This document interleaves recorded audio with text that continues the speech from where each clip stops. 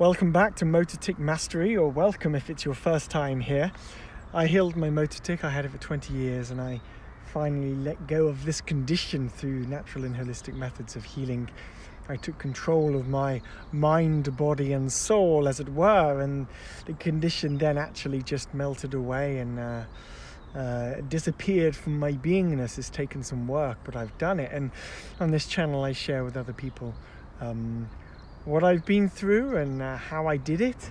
And I wanted to share a few comments here about emotions that get stuck in our body, because this is a really beautiful topic which understanding which I've come to embody in a sense, because a great way of explaining this is to look at my nieces. So I just got back from Thailand and I'm spending some time with my nieces for the first time in 9 months. They're 7 and 5, I think, around those ages. And I'm watching sort of how my nieces interact with their mom and then my parents, which are their grandparents, and how they express themselves. And there are times where my little niece is just expressing and talking and flowing with her words, and it's really beautiful. And but the next minute I see her not feeling free to actually express her words. And I see her I know that she wants to say something. I can see her mind running and working, It's really interesting. And my mum had just said something to her, which was her gran. And she wanted to express. No, this is what was going on. We were distracting her from the television. She was very focused on the television. And I remember now, she was very focused on the television. She was watching the TV, and my mum comes up and said something to her, or talks over her, or talks to my dad, and then we're having a look at something on our phone, and she's just focusing on the television, but we're clearly distracting her. But she kind of feels powerless in a sense, she isn't expressing to us that we're getting in her way, and she wants to do something else, but we're talking over her and putting something in front of her face. Look at this video, Maisie, all this kind of stuff. Essentially, I just see her not being able to express what she wants, not being able to express. Actually, she just wants to watch the television at this point in time, right? I see her literally squirming in her body. She's there, and she's fidgeting, she's moving her body, she's I can see her wanting to express this. Please be quiet, guys, I'm just watching television. But she doesn't feel safe to actually express, right, these words. Just let me watch the television. I don't want to, I'm focused on here. And I just see her body moving. I'm very empathic, so I feel in my body when other people feel things. So the emotions play through me as they do other people. And I feel this kind of this energetic sensation in this area of my body, my throat area, as I see her squirming. It's really interesting to witness. And not just because of this particular scenario, but I compare it back to my healing journey. And I know that as I've learned to talk about and express my emotions and my feelings in each moment of my life, that has directly correlated to my ability to let go of this condition. If I add on top of that the dozens and dozens of adults who I've been coaching and who have gone through my program on Motor Tic Mastery as well, the one common theme is not feeling safe around other people, not feeling like you can express around other people, always wanting to make sure everybody else is okay, but forgetting about your own needs and forgetting about your own desires and wants and wishes in each moment, because we spend our whole time worrying about other people. And so this to me is the story of those of us that have tics.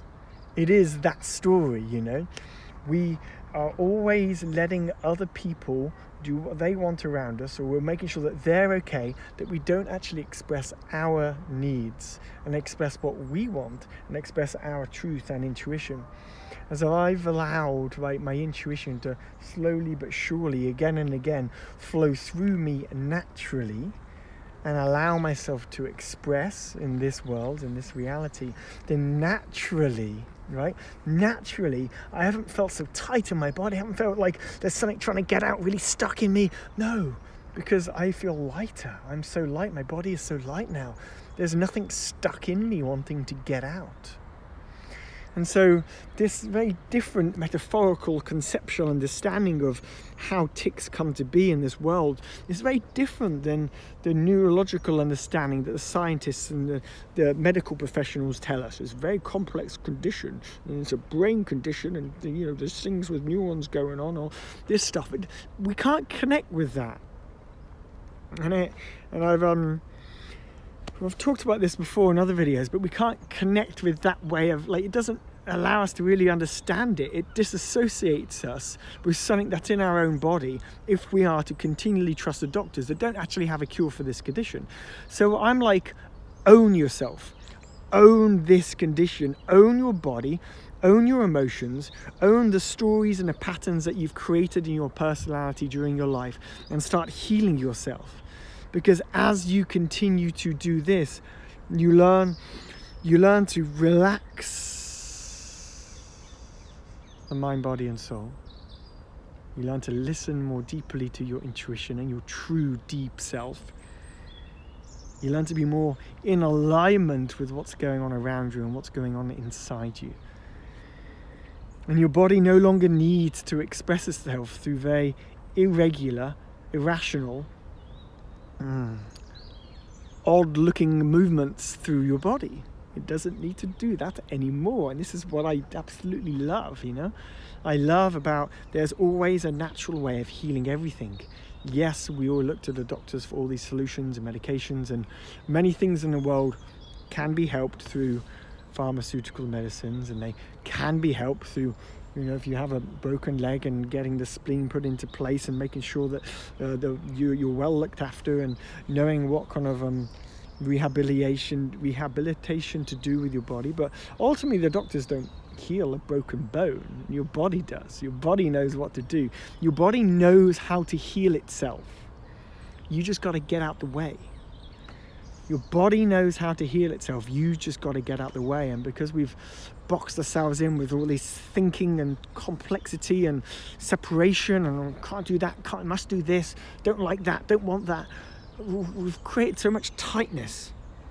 And all that tightness is like it's held in the body, and then our eyes going like this, like our neck's going like this, our wrists going like this. Like, our body is just crying out for freaking attention, guys. So give it the love, give it the attention it deserves.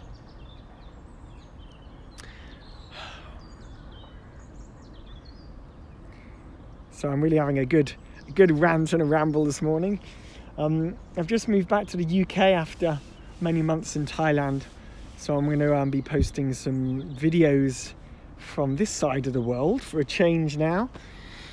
And it's a little bit colder here. I've got my gloves on and my jacket, but I still got my hippie mala beads going on, But this is my message to you guys. Like, it's possible to heal this thing. It's so possible to heal this condition. But life is in the way. Life's very busy, Things are happening. Things are going on. We get stuck doing our 9 to 5 and our day-to-day patterns and our arguments with our spouse, and getting the kids to work, or worried about school, or whatever it is that's going on for you.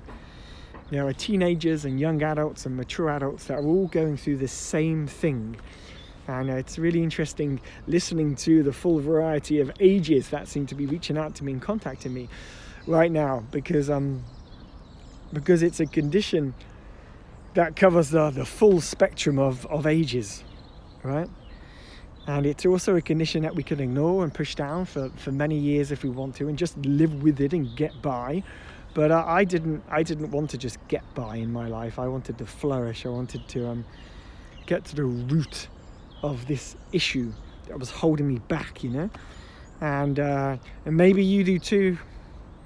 Maybe you do too. Maybe you don't. Maybe you just put in a little bit of work like I did, here and there, and then like the tic would creep back in again, and I put in a little bit of work, and then the tic would creep back in again, and to the point where I was I was in so much pain and agony, and I pushed my emotions down so far that, that it was causing other illnesses in my body too, and I don't wish that upon anyone. So it's really fascinating watching the beginnings of like a young child not being able to express herself, and watching her body squirm because she's not verbally expressing what she wants, but her body is kind of moving, like trying to like get her to say it. It's fascinating how your body manifests like this. And then to hear the same thing again and again from my coaching clients and those that go through MTM, the MTM method, it's like, I'm so embarrassed by it. Always worried about what other people think of me. I hate it when I'm looked at. Like I hate when I'm seen or I'm the center of attention. Like I hate it when people point or ask me questions about it. Like we hold so much like self-judgment towards ourselves. Yes, other people might judge us, but we're our worst self-critic, aren't we? It's always us which are the worst. So we've got to learn to care a little bit less about other people's opinions of us, and start just owning who we are. And as we do that, bit by bit, again and again, we really, truly can let go of this condition. The chronic, complex motor tic, the transient tic, or the chronic, or even Tourette's, because that's essentially it's all the same stuff, really. Whether you're moving your body or you're moving your voice, right? You're moving the vocal cords and creating a noise. It's still it's still involuntary movements of the body, and it's up to you to start taking ownership of your body, not by pushing it down, not by holding it back, but allowing yourself to feel, allowing yourself to express, allowing yourself to say what you need to say, allowing yourself to go into the space in between the tics. When you feel the urge coming up before the ticking, you just feel as if you have to do the urge and then you let go. The trick is learning to be so present, so still with your mind and body, that urge, you can focus on it with your mind and just dissolve it, which sounds really difficult to do at the beginning, but I can teach you how to do that, and I will continue to share my insights in this video and also on my website too. So I'll leave it there for now. That's my ramble for the day. Check out the links below. I wish you the best on your journey of letting go of this condition, and I'm here to support you and help you, so please reach out to me. And in the meantime, subscribe to the channel so you'll stay up to date with new videos that I post, and drop some commentary below. I try to reply to everybody right now, and I'll continue to do that until I'm overwhelmed by the number of comments I'm getting, and I hope to be of service to you. Okay, have a wonderful day. Take it easy. Ciao.